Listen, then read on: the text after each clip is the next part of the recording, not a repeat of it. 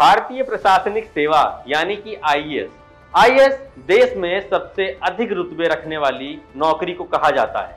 तो क्या कारण है कि सबसे रसूख रखने वाली नौकरी को लोग छोड़ रहे हैं या यूं कहें कि उनका मोह भंग हो रहा है? ऐसा क्या कारण है कि वो लोग इस नौकरी को छोड़कर किसी और नौकरी में जा रहे हैं? ये सारी बातें आपको बताएंगे बारी बारी करके। नमस्कार, मैं हूं सौरभ और आप देख रहे हैं द न्यूज प्लग। देश में रुतबा रखने वाली नौकरी यानी कि आईएएस, जिसका यूपी में मतलब है आई एम सेफ जैसी नौकरी को लोग छोड़ क्यों रहे हैं? हाल ही में 2003 बैच की आईएएस अफसर सैंपल ने भी वीआरएस के लिए अप्लाई किया है। यूपी में एक साल में वीआरएस मांगने वाले यहाँ 5वें आईएएस हैं। वीआरएस में सैंपल ने स्वास्थ्य कारणों का हवाला दिया है। वैसे तो पहले भी कई आईएएस अफसरों ने पारिवारिक और स्वास्थ्य कारणों का हवाला देते हुए वीआरएस लिया है और बाद में प्राइवेट सेक्टर में नौकरी ज्वाइन कर ली है। जी आपने सही सुना, प्राइवेट सेक्टर में नौकरी ज्वाइन कर ली है। 2003 बैच के आईएएस अफसर विकास का भी वीआरएस इसी साल मंजूर हुआ है और वो भी एक मल्टीनेशनल कंपनी के साथ मिलकर काम कर रहे हैं। जिस दौरान विकास ने वीआरएस लिया उस दौरान वो स्टडी लीव पर विदेश में थे। इसी तरह 2008 बैच के अफसर विद्याभूषण ने भी इसी साल वीआरएस की नौकरी से इस्तीफा ले लिया है। चर्चा यह है कि वह भी किसी एक मल्टीनेशनल कंपनी को ज्वाइन कर सकते हैं। इसी तरह इससे पहले 1993 बैच के आईएएस अफसर राजीव अग्रवाल ने भी वीआरएस लिया था। बाद में वो फेसबुक के साथ जुड़कर अच्छे पैकेज पर काम कर रहे हैं।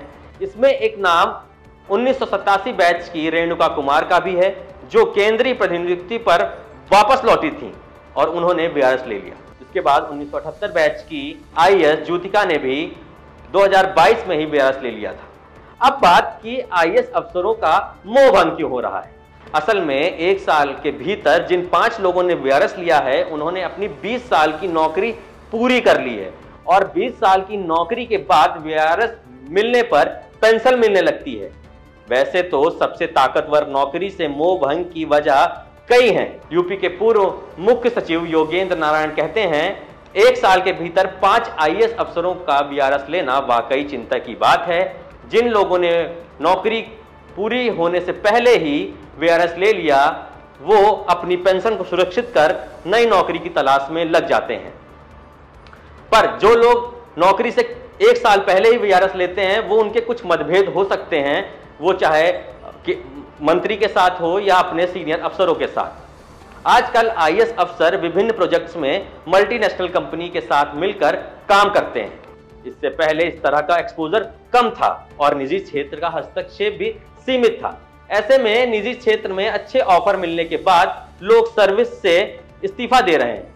सेवा में कुछ समय बिताने के बाद कुछ अफसर को यह भी लगता है कि वह यहां से बेहतर शायद प्राइवेट सेक्टर में कर सकते हैं। अपने सीनियर या मंत्री से भी मतभेद की एक वजह मानी जा सकती है। जिन अफसरों ने 20 साल की नौकरी करी और वीआरएस ले लिया, इसका मतलब उन्होंने अपनी पेंशन को सुरक्षित कर लिया और लग जाते हैं नई नौकरी के लिए, जो कि प्राइवेट सेक्टर में उनका इंतजार कर रही होती हैं। कई आईएएस अफसर स्टडी लीव पर जाते हैं पर आते नहीं है वापस। इसका क्या मामला है मैं आपको बताता हूं।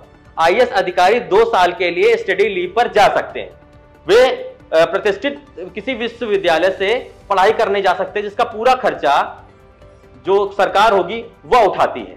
पर लेकिन उसमें एक पेच यह है कि 7 साल की सेवा पूरी करने के बाद ही वो अधिकारी स्टडी लीव पर जा सकते हैं, जिसके पहले उन्हें एक बॉन्ड साइन करना होता है कि वह वापसी के बाद आकर आईएएस अधिकारी के तौर पर सरकार की सेवा करेंगे। लेकिन कई अधिकारी ऐसा नहीं करते हैं।